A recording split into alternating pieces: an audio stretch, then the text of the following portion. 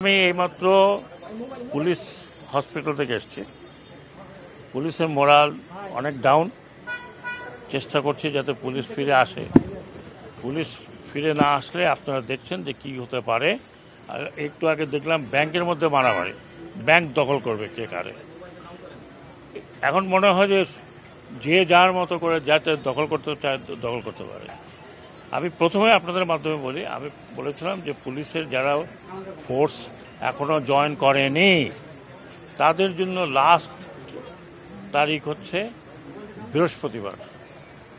বৃহস্পতিবার পর্যন্ত যদি আপনারা কেউ ফোর্সে জয়েন না করেন তাহলে আমি আইজিপি সাহেবের সাথে আলাপ করেছি, র্যাবের ডিজির সাথে আলাপ করেছি, মেট্রোপলিটন পুলিশ কমিশনারের সাথে আলাপ করেছি। আপনারা যদি বৃহস্পতিবার না আসেন আমরা ধরে নেব আপনারা চাকরিতে ইচ্ছুক নন। এই বৃহস্পতিবার, আগামীটা আবার কি, এই বৃহস্পতিবারের মধ্যে যে যার জায়গায় চলে যাবেন, ডিউটিতে থাকবেন। যা হয়ে গেছে সেটা হয়তো কারোর গায়ে কেউ হাত দেবেন না। বিচার করার আমরা প্রক্রিয়াটা করব, বিচার বিভাগ বিচার করবে। যারা দোষী হবেন, বড় দোষী ছোট দোষী যেই হোক, তাদের পানিশমেন্ট হবে। ঢালাওভাবে কাউকে দোষারোপ করা যাবে না। জনগণকে আমি এটুকু বলতে চাই, আপনারা পুলিশের গায়ে হাত উঠাবেন না। কারণ আপনারা এখন দেখছেন যে আপনারা নিজেরাই সাফার করছেন। আমি রাতে আমার কাছে টেলিফোন আসে, অমুক জায়গায় ডাকাতি হয়েছে। আমি বললাম যে আল্লাহ আল্লাহ করো, আর কিছু করার নাই। কী করার আছে? যে ডাকাতি হয় সেখানে যদি পুলিশ না থাকে কি করবে? আপনারা দয়া করে, আমি এইমাত্র পুলিশদের যারা ইনজিওর্ড ছিল তাদেরকে দেখে আসছি। যতদূর আমাদের করার সম্ভব আমরা করব, কিন্তু বৃহস্পতিবারের মধ্যে আপনারা জয়েন করেন। এটা আমার নাম্বার 1 প্রায়োরিটি। 2 নম্বর প্রায়োরিটি, একটু আগে দেখলাম যে রাস্তা বন্ধ করে দিয়েছেন আনসারের একটা পার্ট, তাদেরও কিছু দাবি দেওয়া আছে, সবারই দাবি দেওয়া আছে, আমারও দাবি দেওয়া আছে। আমার দাবি দেওয়া হলো যে আপনারা ফিরে যান। আমি আপনাদেরকে কথা দিচ্ছি, আমি স্বরাষ্ট্র উপদেষ্টা হিসাবে এটা আমার দায়িত্ব আপনাদের কাছে আসা, আপনাদের কথা শোনা, এবং যতদূর সম্ভব আমার পক্ষে ইমিডিয়েট যা করার করব। যেটা কিছু অন্য কিছু ইমপ্লিমেন্টেশন যদি থাকে, অন্য মন্ত্রণালয় থাকে, আমরা আলোচনা করে করব। আপনারা দয়া করে রাস্তাটা ছেড়ে দেন, রাস্তার থেকে চলে যান। 1 মিনিট ভাই, শেষ করি। একেবারে এত ফ্রিডম নিয়ে নিলে বলার সাথে সাথে, আগে তো করেন নাই। কোথায় বলতেছিলাম? আমি আনসারকে ফিরে যেতে বলছি। অন্যান্য ফোর্স বা অন্যান্য বাহিনী যারা আছে, প্রত্যেক বাহিনীর সাথে আমি কথা বলবো। সবাই আপনারা আমার পরিচিত, আপনাদের কমান্ডাররা আমার পরিচিত। আমি কোনো স্ট্রেঞ্জ লোক না, আমি কোনো পলিটিশিয়ান না। আমি যা বলবো তাই করার চেষ্টা করব। আমি পলিটিশিয়ান নয় যে আপনাদের এক কথা বলবো, বিকেলে গিয়ে আরেক কথা বলবো, or I have to go in the name of somebody. না, মোটেও না। আমি এই প্রথম এখনও ঢুকি নাই।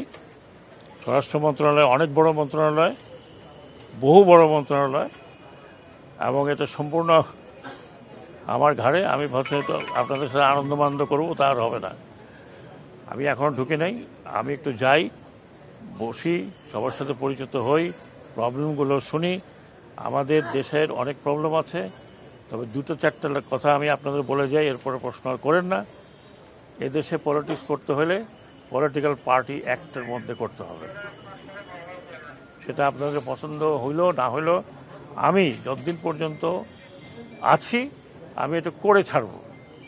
আপনারা জানেন যে আমি ইলেকশন কমিশনার ছিলাম, সেখানে অনেক কিছু করে ছাড়ছি। পলিটিক্যাল পার্টি অ্যাক্টের মধ্যে যদি থাকেন পলিটিক্স করতে পারবেন, না পারলে পারবেন না, সোজা কথা। এই রকম মানে আপনারা ডিক্টেটোরিয়াল জায়গায় চলে যাবেন, সেটা হবে না। আরেকটি মেসেজ আমি দিচ্ছি সব পলিটিক্যাল পার্টির জন্য। দেখুন, একটা পলিটিক্যাল পার্টির অবস্থা আজকে দেখেন। এত বড় একটা দল, এত ঐতিহ্যবাহী একটা দল, যার নামের সাথে বাংলাদেশের স্বাধীনতা জড়িত, আজকে তাদের মেম্বারদেরকে পালিয়ে বেড়াতে হচ্ছে। তাদের জায়গা যদি আপনি মনে করেন যে আমি আসলাম দখল করব, বাজার দখল করব, ঘাট দখল করব, এটা দখল করব, চাঁদাবাজি করব, কিছুদিন করেন, কিন্তু আমি সেনা প্রধানকে বলেছি, রিকোয়েস্ট করেছি, পা ভেঙে যেতে আপনাদের। I don't care, you go to hell. চাঁদাবাজি করবেন, আমি শুনেছি কাউরান বাজারে গিয়ে চাঁদাবাজি করেন। কিছুক্ষণ আগে শুনছি যে একটা ব্যাংকের মধ্যে দখল নেওয়ার জন্য মারামারি হয়েছে। কিছুটা পিরিয়ড এখন আছে, করেন, কিন্তু আমার কানে আসলে ভালো হবে না ভাই। আমি পাবলিকও না, আমি পলিটিশিয়ানও না, আমার ব্যাকগ্রাউন্ড হচ্ছে ফৌজি মানুষ। যা বলবো তাই করব। তার মধ্যে আমি এখানে একদিন থাকি, 3 দিন থাকি, 10 দিন আছি। আর চাঁদাবাজি করবেন যেই পার্টি হোক, সেই পার্টিকে আমি বারবার বলছি যে চাঁদাবাজি করবেন না, মানুষের দুর্ভোগ পাবেন না। তাহলে আমি জনগণকে বলবো যে আপনাদেরকে পিটাই দিতে, যারা চাঁদাবাজি করবে। আর যারা চাঁদাবাজি করবে তাদেরকে ওখানেই ধরেন, পিটাবেন না, ওখানেই ধরেন। কি করা লাগে সেটা আমরা করব। ল অ্যান্ড অর্ডারটা নিয়ে আসেন। এ দেশ এভাবে চলতে পারে না, এ দেশ আরেক দিকে যেতে পারে না। এটা কাউকে আমরা লিজ দিতে পারি না। আপনাদের পূর্বপুরুষরা এখানে 30 লক্ষ লোক রক্ত দিয়েছে। 2 লক্ষ হইতো না, 3 লক্ষ, 2 লক্ষ মা বোন তারা ইজ্জত দিয়েছে। আপনাদের লজ্জা করে না? এরপরে এই বাচ্চা ছেলেপেলেরা আপনাদের জন্য এই একটা উন্মুক্ত পরিবেশ করে দিয়েছে। আপনাদের লজ্জা করে না? আপনারা তাদের রক্তের উপরে পলিটিক্স করবেন আর চাঁদাবাজি করবেন? Don't do it. আমি ওয়ার্নিং দিচ্ছি, প্লিজ ডোন্ট ডু ইট। আমাকে এমন কিছু করবেন না যে আমাকে আপনারা গালাগালি করেন। আমাকে গালাগালি করেন, আই ডোন্ট মাইন্ড। চাঁদাবাজি করবেন, দখল করবেন, আমি পলিটিক্যাল পার্টিদেরকে বিনীত অনুরোধ করছি, আপনারা আপনাদের লোক সামলান। আর না হলে দেখেছেন তো আপনাদের চোখের সামনে, উপর থেকে পড়তে বেশি সময় লাগে না। স্যার, এই অ্যাক্ট কি শিগগিরই কাজ করবেন স্যার?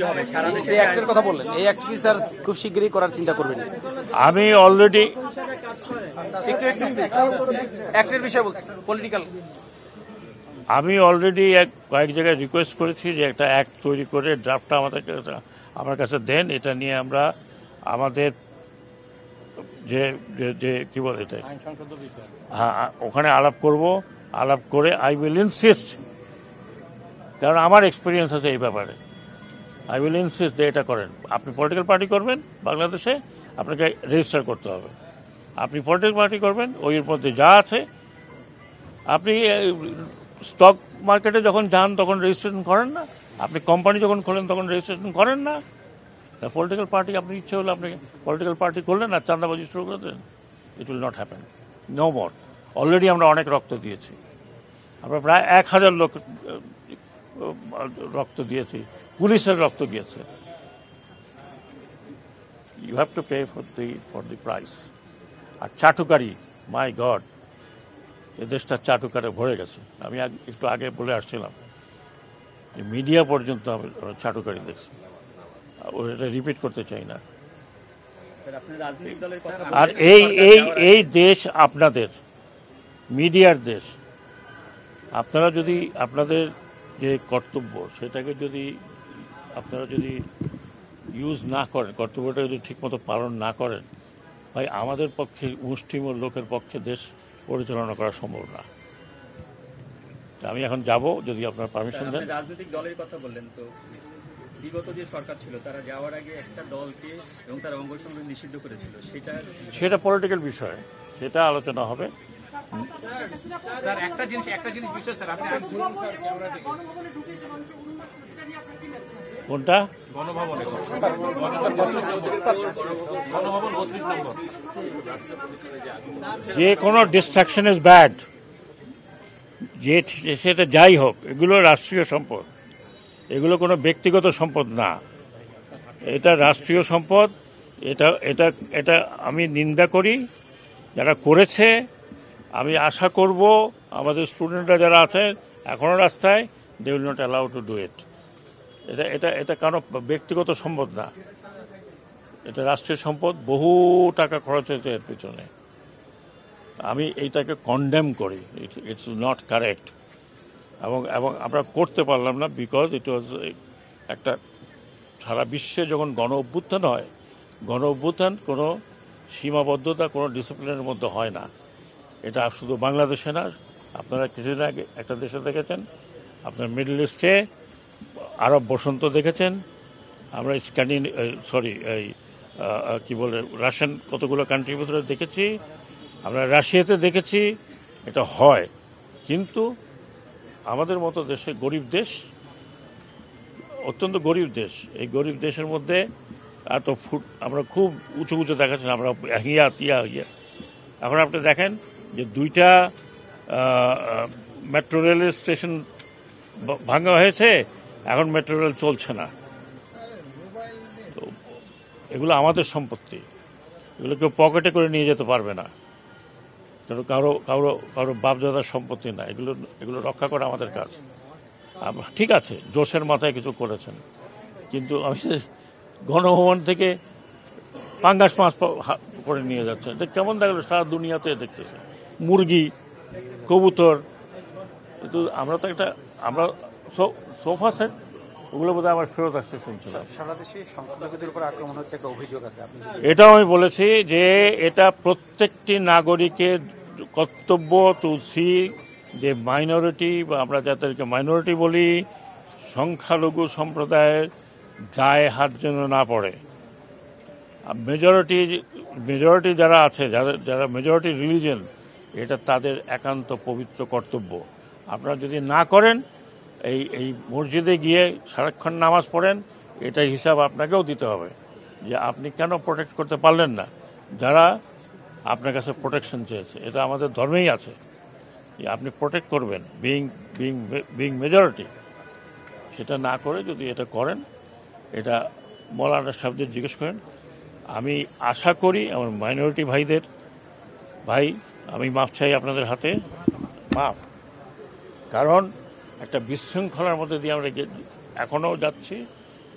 আমরা আপনাদেরকে কিছু কিছু জায়গায়, বাট অনেক জায়গায় শুনেছি যে সোসাইটি প্রোটেক্ট করেছে। আমি ক্ষমা চাচ্ছি যে পুলিশ, র্যাব, অন্যান্য বাহিনীগুলো যাদের আমি এমপ্লয় করতে পারতাম, তাদের অবস্থা এখনও ভালো না, তো ফিরে আসবে।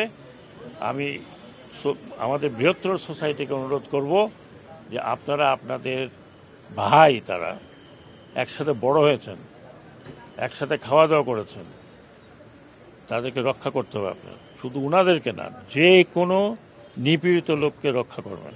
ধন্যবাদ।